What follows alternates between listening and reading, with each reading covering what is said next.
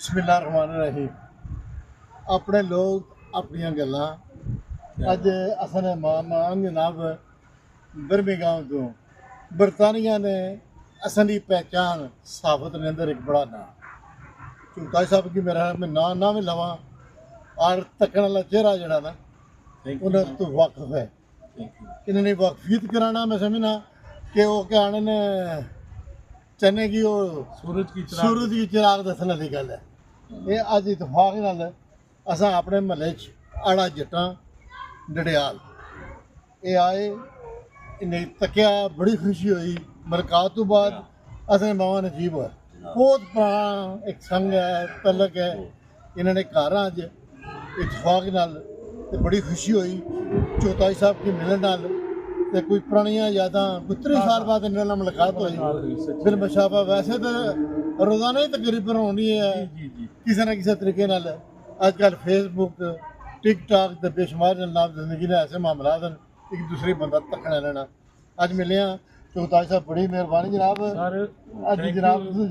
चेहरा तकिया था बड़ी खुशी है थैंक यू वेरी मच जी। देखें जी बात यह है कि असा तो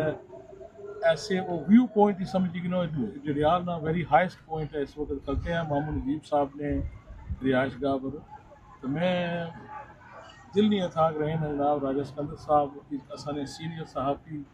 मीरपुर की पहचान आज़ाद कश्मीर की पहचान हर वक्त अपने सहाफ़ती किरदार ना जनाब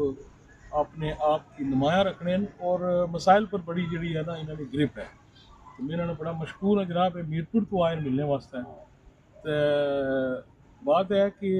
सहाफ़ी हो सियासतदान हो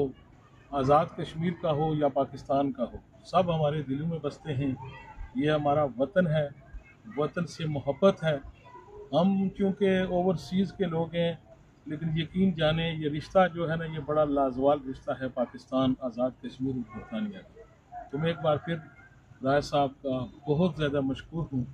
कि इनसे मुलाकात भी हुई और मुख्तलिफ अमूर पर बात भी हुई। इंशाल्लाह दोबारा भी इनसे मैं खुद नजीब साहब ने मैं जिक्र किया आज तो कोई समझ गया ना कि 45 साल पहले नहीं गल है इन्हां नाल मुलाकात हुई है इत्थे लंदन एक शादी ते शादी भी असन इस महल्ले ने अपने अजीज किसे नहीं सी उसने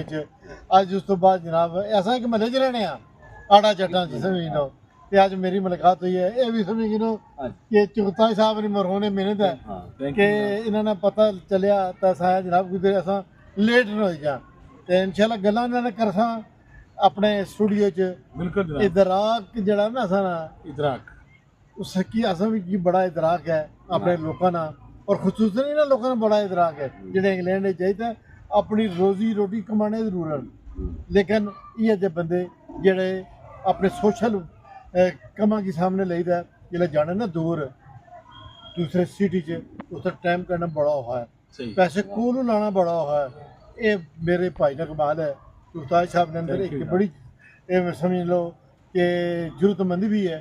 अपने जेब की पैसा भी खर्च करना तो लोगों ने मिसाइल की उजागर करना इंशाल्लाह इन्हें की जनाब जड़ा अपना इदराक मीडिया हाउस है उसने जिन्हें की दावत देने हैं तो उम्मीद है जनाब के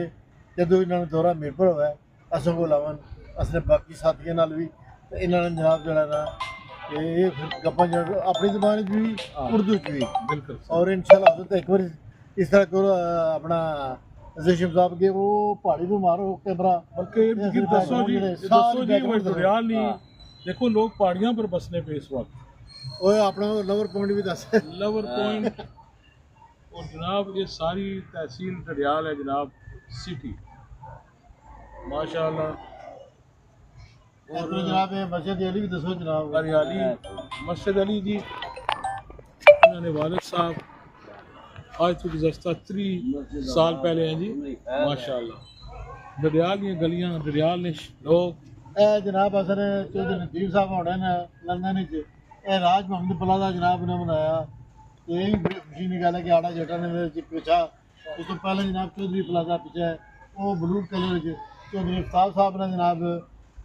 ये समझ गए कि अस अपना घर है जी तो इस वास्ते चुगताई साहब बड़े फायदे होते जनाब Sir, बड़ी मेहरबानी thank जनाब। you very much. Allah Thank ताला you. जनाब खुश रखे Amen. तो इंशाल्लाह किधर मिल पर आओ तो संग की जरूर मिलो Sir, जनाब I'm definitely. इंशाल्लाह Thank ठीक you. है जनाब बहुत शुक्रिया। ठीक है जी